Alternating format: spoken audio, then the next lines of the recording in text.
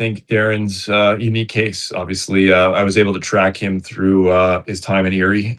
We had Dylan Strome there when I was with the Coyotes, and so I was able to see Darren firsthand in practice, around the rinks, in games, obviously, and was always a very talented player, always a good player, performed very well, was a big part of that club.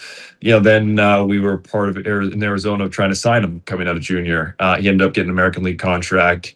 And became a very good American League defenseman, and then obviously, earned it at the NHL level. So these are the types of stories you like.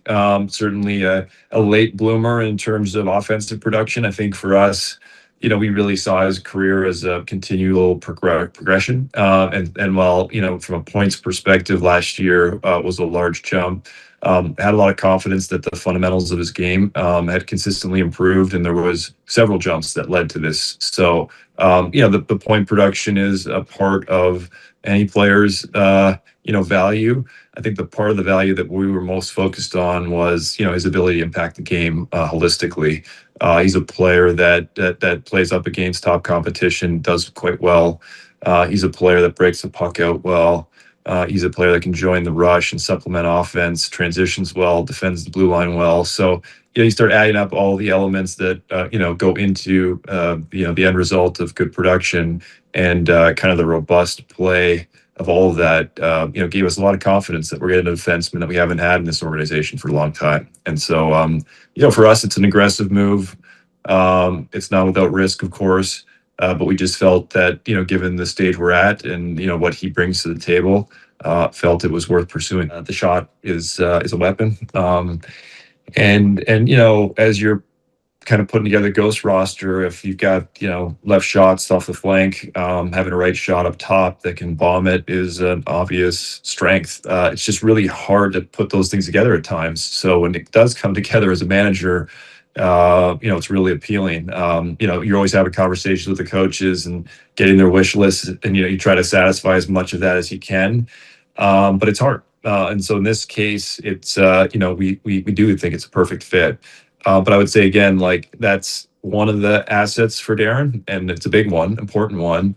I think his fundamental play maybe doesn't get the recognition it deserves. I think this is a player 5-on-5 that really moves the needle. He's a smart player, a competitive player, plays the game the right way, quiet leader. And, those are all things as well, in addition to the power play that you mentioned, that I think are super, super important to us. Tampa obviously expressed interest in trying to retain Raddysh. How or when did you kind of get the sense that maybe he was going to be someone that could kind of you guys can go after and maybe do this deal? Like, how quickly did this all kind of culminate together instead of having to kind of wait until July 1?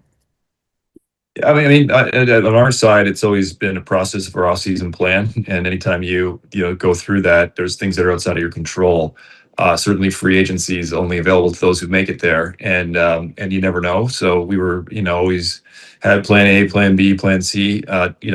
Obviously Darren, with his background, being the top free agent, potential free agent, we felt very strongly about plan A. And I just say, it came together pretty quickly, but the opportunity to secure, in our opinion, the top free agent is an organizational win. I think it speaks to the quality of ownership. I think Ed Rogers has clearly established himself as a premier owner in all of sports. I think you've seen that with what they've been able to attract and do with the Blue Jays. And I think it comes down to, his reputation for how he treats his players and their families. And he's very passionate about that. And I think that was a big part of, Darren's interest ultimately in Toronto. And I would like to thank, Julien Brisebois, the Tampa Bay Lightning, for, being collaborative. Obviously, they were able to secure an asset. And, we were able to get a defenseman for 8 years that we feel very strongly about. You've added a couple defensemen now in the last week. How do you feel about the changes you've made on the back end and how things are coming together with your blue line so far? It's been a process. We're still evaluating everything. I think, as I said, coming in, I thought it was an area where we needed to improve upon. We've got, everyone knows, some world-class forwards that when you get the puck in their hands with time and space, it's going to be a good result for us. So we've been really focused on it, disciplined around it, continue to, evaluate the market to see, how we can best shape our D for the next year. But as we sit here today with Darren as a part of that, hopefully some better health from some veteran players, we think it's a pretty good group, and a group that's going to give us a chance. But again, it's something that we continue to evaluate. There's a lot of speculation out there about the future of Matthew Nyes and what you may or may not be doing trade-wise with him. Is there anything to that, or is this team better going forward with Matthew Nyes on it? Maybe on the first part, I wouldn't assume anything on any parts of our roster. We're still really early in the off season, and we're going to evaluate everything. I think, we're in a better place than we were yesterday, but certainly not where we'd like to be still. On any type of trade speculation, I'd say I think I was pretty direct on Matthew Nyes in my opening press conference. The statement still stands. As my job as general manager, we're going to evaluate everything, but that's the job. And again, the idea that we're going to improve the roster by moving, a top young player, anything's possible. I guess it's not probable, but no doubt, I think it makes for good writing and good interest for people. But as we think about our team and how we improve, that's a tough bar to hurdle.